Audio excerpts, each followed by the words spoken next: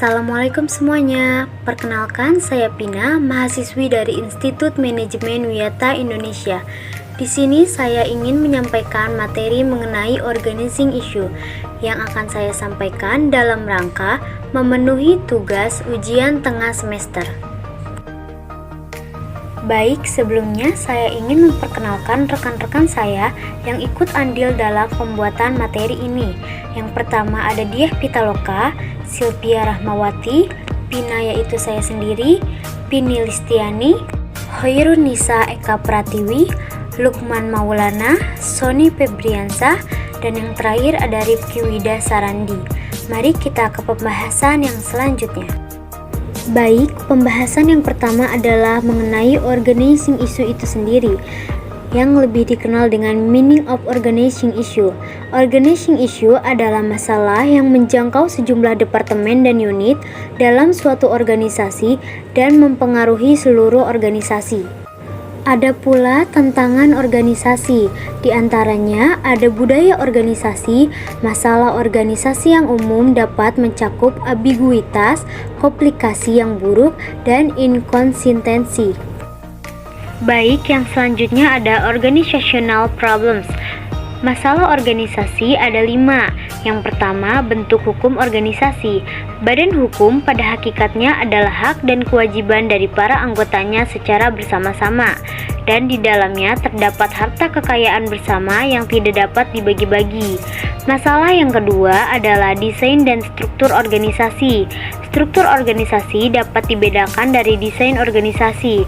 Struktur organisasi adalah skeleton, kerangka dasar yang bentuk organisasi yang biasanya dihadirkan dalam bagan organisasi atau organization chart. Desain organisasi merupakan berbagai elemen yang membentuk struktur. Masalah yang ketiga adalah manajemen sumber daya manusia. Manajemen sumber daya ialah mengembangkan sumber daya manusia yang berfungsi melakukan perencanaan sumber daya manusia, penerapan, pengrekrutan, pelatihan, dan pengembangan karir karyawan atau pegawai, serta melakukan inisiatif terhadap pengembangan organisasional sebuah organisasi atau perusahaan.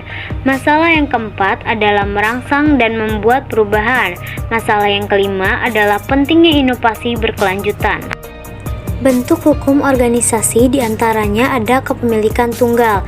Persyaratan hukum untuk mendirikan perusahaan perseorangan terdiri dari memperoleh izin dan izin usaha lokal yang diperlukan. Namun, kelemahan terbesarnya adalah tanggung jawab pribadi yang tidak terbatas untuk setiap dan semua hutang bisnis. Yang selanjutnya ada kemitraan umum. Bentuk dasar dari kemitraan. Mitra berbagi keuntungan secara merata. Begitu juga kewajiban keuangan dan hukum dibagi merata antar mereka, di mana mereka memiliki tanggung jawab yang tidak terbatas. Selanjutnya ada korporasi C.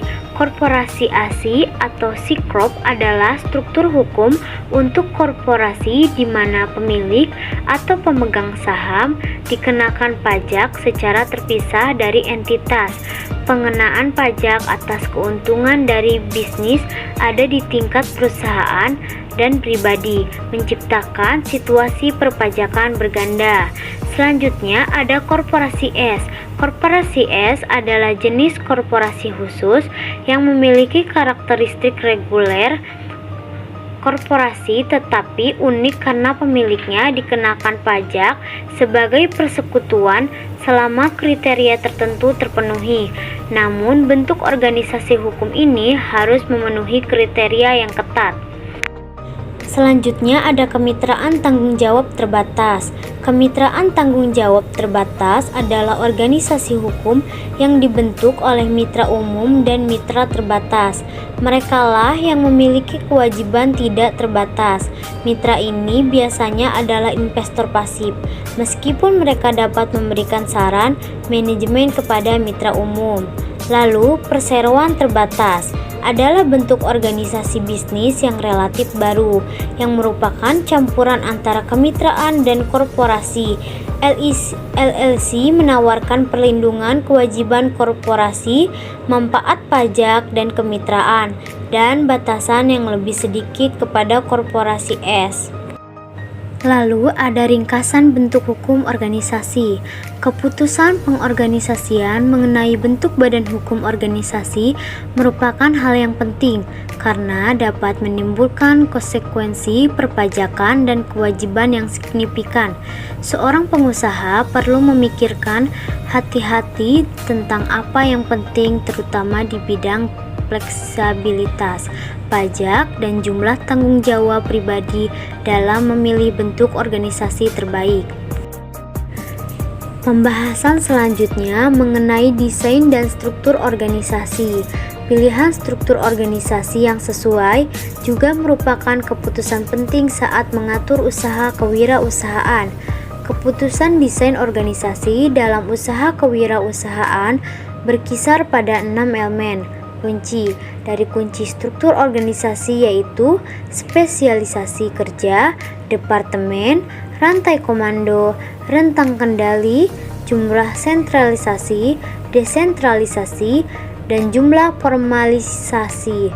Keputusan tentang 6 elemen ini akan menentukan apakah seseorang pengusaha merancang struktur organisasi yang lebih mekanis atau organik. Kapan masing-masing lebih disukai? Sebuah struktur mekanistik akan lebih disukai ketika efisiensi biaya sangat penting untuk keunggulan kompetitif usaha, ketika kontrol yang lebih besar atas kegiatan kerja karyawan penting, jika usaha menghasilkan produk standar secara rutin, dan ketika lingkungan eksternal relatif stabil. Selanjutnya, struktur organik akan paling sesuai bila inovasi sangat penting untuk keunggulan kompetitif organisasi. Retensi karyawan. Apa itu retensi karyawan? Retensi karyawan merupakan kemampuan perusahaan untuk mempertahankan karyawan potensial yang dimiliki perusahaan tersebut untuk tetap loyal terhadap perusahaan. Retensi karyawan mengacu pada kebijakan perusahaan untuk mencegah karyawan keluar dari perusahaan. Mengapa retensi karyawan merupakan hal penting bagi perusahaan?